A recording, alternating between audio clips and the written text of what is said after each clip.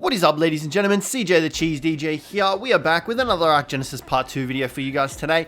And today we'll be covering everything about the Striders.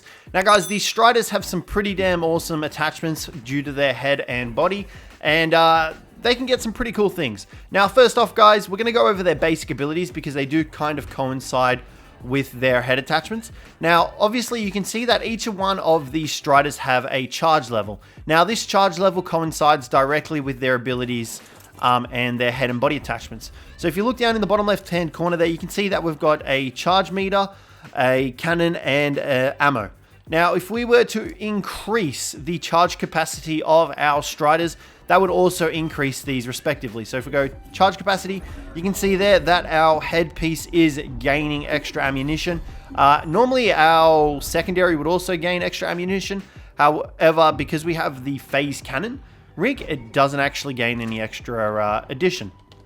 So the charge coincides with their abilities. You can harvest this charge. You can see down the bottom here that if you have batteries or anything like that, you can harvest it. You can also recharge batteries that you put into their inventory, and you can also utilize batteries to increase the amount of charge that they receive for their abilities. So it's all pretty cool. They also have the ability to regrow foliage while walking, so any trees, bushes, anything like that that you knock or destroy, they have the ability to regrow.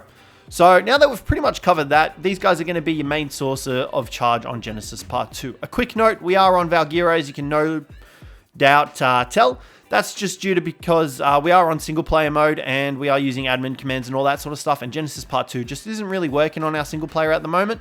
Whole heap of bugs and whatnot. So we decided to come over to Valgyro, but everything works exactly how it should. So now that we've gone over the basic aspects of their charge capacities, let's get into their head attachments and their body attachments.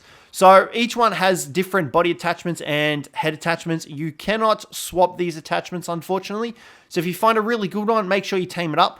If not, you're just going to have to keep looking. But first off, we're going to go over the Excavation Rig headpiece. We will be doing heads first and then bodies second. So guys, you can see here in front of us, this big guy has the Excavation Rig head. Now, this headpiece allows the Strider to harvest absolutely everything, bar three things: the extinction light poles, benches, and tables. The things that drop the electronics and crystal and all that sort of stuff on extinction, you can't actually harvest it with these guys. Now, in order to use their headpiece attachment, you need to use your secondary attack. So on consoles, I believe it is the left trigger, and then for mouse, it is the right click. And you can see here that what will happen is with this Excavation Rig, we will pulse out and harvest everything within range.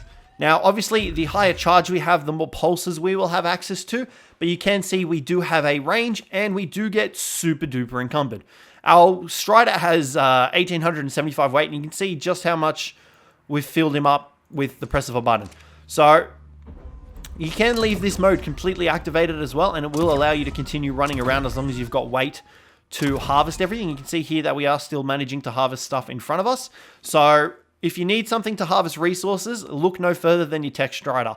Personally, I haven't tested it out in the space biome yet, but I believe this would be absolutely crazy over there, harvesting up all those meteors, because you would be able to get it through that shield bubble, I believe. And then you could harvest up the meteors, obviously. So, pretty crazy if you ask me, and I would heavily recommend getting yourself an Excavation Rig headpiece. So guys, that is the Excavation headpiece. That's pretty much all there is for it. However, one thing that I did forget to mention as well is that these guys also can connect to TEK dedicated storage boxes. Now, for those of you that aren't aware, TEK dedicated storage boxes essentially allow you to select a singular resource that you want to collect and transfer it into that box. So for example, if you've got a ton of thatch, you want to put some thatch away, you can use these TEK dedicated storage boxes just for thatch. They do stack on top of each other and all that sort of stuff, but you can only use one resource per box. However, they have a massive storage capacity, 1,800 slots, which is absolutely crazy. So for example, what we're going to do, we're going to come back over here to our TEK Strider. We're going to grab a singular resource. Say, for example, we want one to just be full of fiber. Now, what you can do with the mining drill attachment is if you put fiber in here, which is what we've done, you can see there, I don't know if you can see, there we go, that's a bit better. You can actually see the fiber bit. Now, this storage box is entirely for fiber. What we can actually do is we can link this storage box to the Strider. So if we come over to the Strider here, you can see here, Dedi's storage item transfer. We can link it to nearby dedicated storage. And it comes up with a list of the dedicated storage boxes that we have nearby. Now you can see here, storage fiber, no type, and no type. We're going to select the fiber here. Now this is where things get really cool. What you can actually do is you can take this guy across the entire map of Valgura. We could literally, let's show you guys. We're going to fly all the way over, we'll go over to like this orb over here, right? Now, the really cool thing about this is with the mining drill attachment, we can actually harvest everything that'll give us fiber, and it'll go straight into that dedicated storage box. So you can see here, we did just harvest a bunch of wood and thatch. We don't have that selected to a dedicated storage box. Fiber, however, we do. And you can see there on the left-hand side, we did just get 5,412 fiber. But where is it? Not in our inventory because it's gone straight to the dedicated storage box, which is absolutely insane. Now, as far as I've been able to tell, these guys have a literal map-wide connection to the dedicated storage boxes. I have not been able to limit test them because I have never reached the maximum range on the TEK storage boxes. That's what I'm going to call them now because trying to say the whole thing is a freaking mouthful. So these guys are absolutely crazy. Now, the only downside of that is that you can only link one dedicated storage box to a Strider. Bit of a downfall, not the worst though, because as you can obviously see, if you're after one particular resource, you can easily farm that up with an excavator rig. Now, you can also do this with the other TEK Striders as well. So you can link TEK storage boxes to them. However, obviously you will get the best kind of value using the excavation rig because the other ones don't have harvesting rigs enabled sort of thing. So you would want to use the one that has the mining drill because that'll allow you to connect to your TEK's dedicated storage box. Now, for example, if we come over here back to where our box was, you'll see that this bad boy will be full of fiber. Look at all that fiber. Boom. Now, like I said, you can only do it for one box. So if we were to come back over to this big boy with a mining drill attachment, you can see there it also actually tells you where it's linked to. If we come back over here and we go like that, you can see here that we can only link to one. So keep that in mind. But if you've got a couple of these guys with the mining drill attachments, you'll be cheering all the way home. So guys, that is the excavation rig. Next up though, we have the pulse cannon rig. Now, this one's a pretty easy one. It's nothing really special. You fire, I guess, laser beams. Yeah, laser beams is a good way to call it. So you fire TEK blasts at wherever it is that you're aiming. Now, you only deal 7 damage to wild dinos, which, as far as I can tell, there is no way to... Oh, okay, we're actually hitting a bit harder on the Lamantria. Why is that? That is strange. We were hitting for 7 before. Let's come over here to... Yeah, 7. I don't know. Maybe flyers take more damage. That could possibly be the reason. So these don't scale with your melee damage either, which is a shame. So you will only hit a flat rate of 7 damage per laser blast. And as you can see on the left-hand side, it does scale with our charge capacity. We increase our charge capacity, we do increase the amount of shots that we have available. So that's pretty much it for the pulse cannon rig. There's nothing, like I said, really fancy about this one, unfortunately. I wouldn't recommend getting this one as much because, I mean, it's not the greatest. You can pair it with like some of the other body attachments, however, so do keep that in mind. So guys, next up, we are going for the silence cannon rig, and that is the one that looks like the Megaloceros. This guy right here. And you'll see the moment we jump on him, his antlers will open up, and they look absolutely sick. Now, what this guy does is he fires a sonic pulse at the direction that you're aiming, and this will disable roaring abilities of creatures such as the Yudi and the Mammoth. So anything that gets a buff from roars, like the Yudi and the Mammoth, will be disabled. Now, they're only disabled for 30 seconds, which is okay, I guess. So what we're going to do, we're going to come down here, and we're just going to spawn in a wild Yudi. We shouldn't be affected by its roar, I hope, because we are in creative mode, but I could be wrong. Let's just double check, and we'll find out if I can type the command in correctly. All right, here we go. So we got a Yudi here. We're going to jump on our Strider, activate the pulse, and you can see that the Yudi's roar is now disabled, which is, I guess you could say, notified by that blue aura around its head. That means that its roar is disabled. Now, after this, there is a slight cooldown before it can be silenced again, and you'll see that the Yudi's head will actually change to like a reddish glow now instead. So we'll wait for him to slowly run out. We're going to wait the 30 seconds, and then it'll go to a red glow. And then once that red glow dissipates, that essentially means that you can use the pulse again, and it'll be affected by it. You can see there is the reddish glow. It's now able to use its raw. So we have to wait for that to disappear, and then we'll be able to silence it again, I guess. That's the best way to say it. So yeah, that's the best way you can go about using this guy. So this guy's definitely more orientated towards PvP and debuffing your enemy's dinos and all that sort of stuff. So keep that in mind. But like I said, I don't know what the actual cooldown timer is on the debuff. I believe it's 30 seconds. Like, they have to wait before you can actually use it again. We'll see here in a second. He's taking his sweet time. But this also charges with charge capacity as well. So you can see here on the left-hand side at the bottom there, as we increase our level, the amount of, I guess you could call it usage, that the pulse gives off is increased. So you can see that we are given a slight cooldown timer where we aren't actually able to use it, but it's only about 10-15 seconds, and then we're able to use it again. You can see there, they open back up, and just like that, we're able to use it again. Alrighty guys, next up we have the radar rig. Now the radar rig is the one that looks like rabbit ears, and honestly, this and the mining drill one are probably my favorite attachments, just because I think they have the most versatility and usage. So the radar rig, as it suggests, detects nearby living creatures of its distance and level for 30 seconds, with the ability to actually track the detected creature. Now this doesn't actually require any charge, but can only be used once every 35 seconds. So you can see there, it's 1 out of 1. If we were to, for example, charge capacity, nothing goes up. So keep that in mind. However, if we were to go ahead and use it, you will see here that we've scanned 10 creatures, and we can see on the left-hand side all the creatures, all their levels, and their locations from us. So 200 meters, like the health of them as well. We can see the Lamantry over there is possibly 145, or it could be the Lamantry over there. I would say it's that one at the back there, because you can see it's the 6th one down on the list, and it's further away than the one that's there. And we're able to actually track them. Now, you can switch between tracking dinos and humans as well.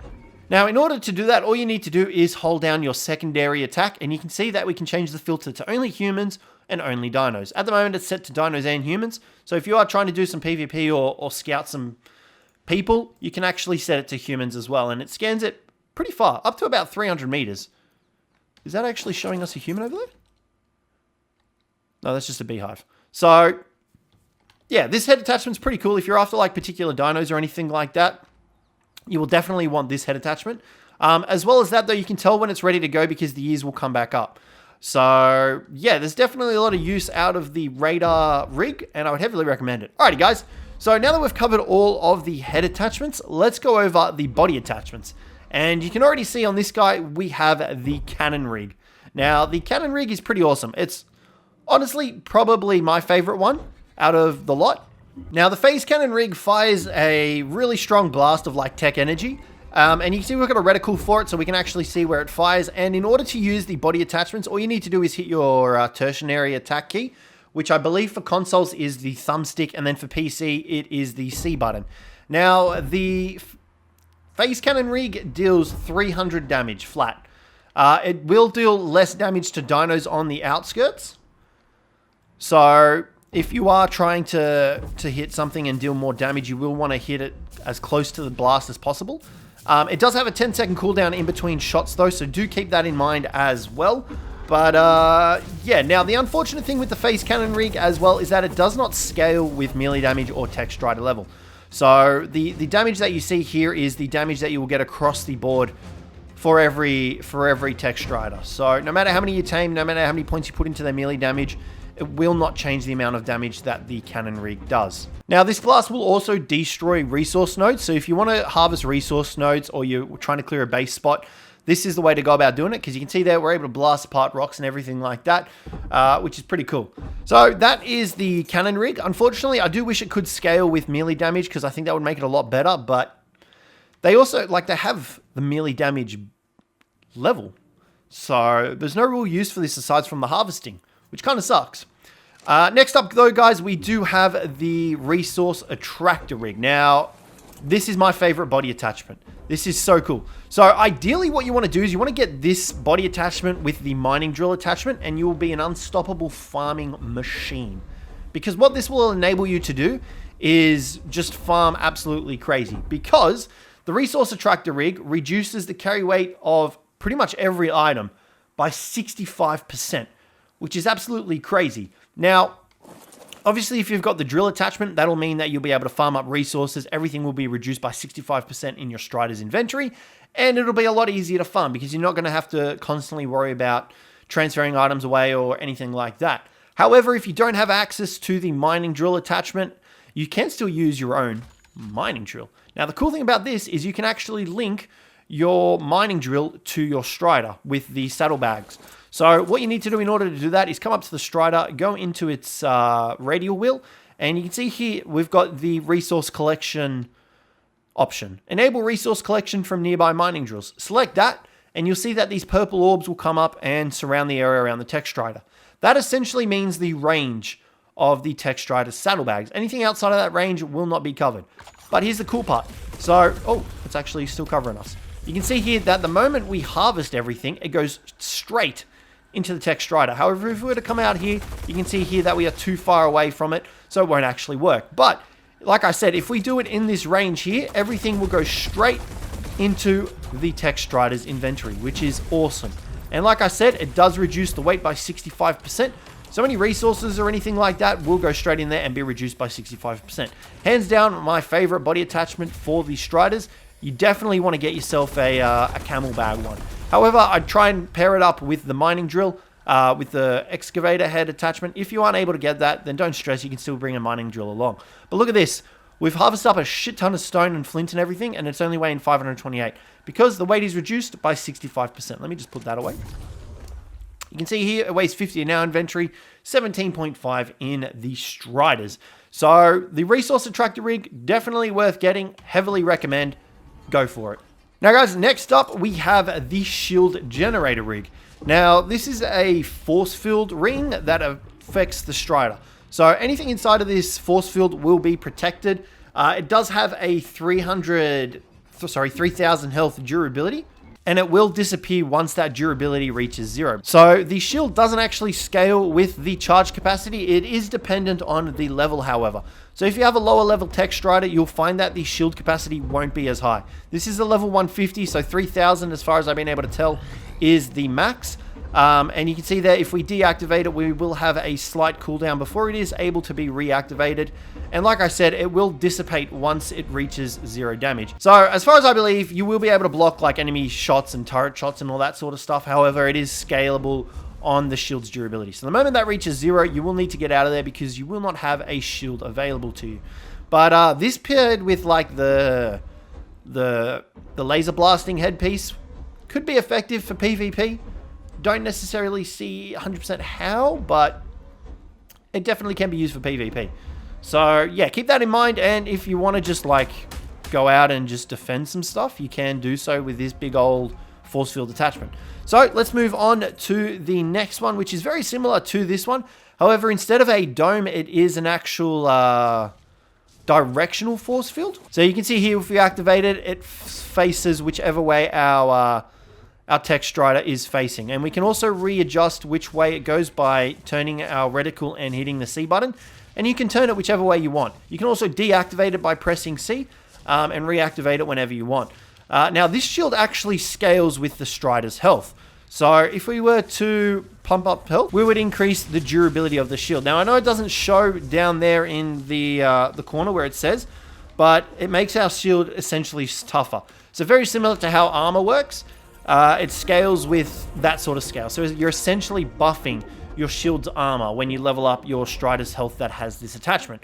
So it's pretty awesome. Once again, same sort of situation where if it reaches 0 durability, the shield will dissipate. However, you can reactivate it whenever you want. So keep that in mind. It's a really awesome shield attachment to have if you're definitely going into PvP. I feel like this one is better than the dome one, just due to the fact that you can change the direction of the shield whenever you want. You can set it up, you can set it wherever you want, and it does have more durability than the force field shield. Now guys, that is all of the headpieces and body attachments for the Striders. One quick thing, or a couple of quick things that we're going to go over is you can actually use the console as a TEK transmitter as well. You can see he's tried a transmitter. We can turn that on and it acts like a transmitter, so we can actually transfer items away. You can see here I have access to all my items that have been uploaded. as well as, I believe you can upload your own survivor. I don't think you can do dinos, however. You can use items though, so, you know, any items that you get from a raid or anything like that, whack them in there and you'll be sweet. So you can use that whenever you want. Also, they have a bed on them, so you can actually lay on the TEK Strider. I don't know why this is bugged for on PC. I've not been able to lay on this ever. You can use these to respawn as well. So if you die, you can respawn on your back of your TEK Striders. Their little platform is buildable upon, so you can build off of them, which is pretty awesome. And another thing that I've noticed as well is on console, you can actually pick up these and they give you TEK beds. Now, I haven't been able to do it on PC, but I've got a couple of friends that have done it on consoles, and you can actually grind those TEK pods down and you'll get a bunch of resources from doing so. So if you are playing on console and you do have access to a TEK Strider, farm the crap out of that, because I'm pretty sure it does give you quite a bit of organic polymer as well. So it's definitely worth getting it. But yeah, I believe that's pretty much everything for the TEK Striders. Like I said, you can use batteries in them to increase their charge capacity. They can recharge the batteries, all that sort of stuff. They do link to dedicated storage boxes. They can regrow foliage while walking as well. And I believe that's everything. So yeah, I'd heavily recommend getting yourself at the bare minimum, the excavating TEK Strider, because that guy's an absolute machine. Well, I mean, they're all technically machines. But yeah, that's probably the best one out of a lot of them. The drill attachment. And if you can get super lucky, make sure you get the camel bags one, because that'll enable you to farm endlessly. But that's going to be it for today, guys. Hopefully you enjoyed this one. If you did, don't forget to leave a like, subscribe down below for more, and I'll catch you in the next one.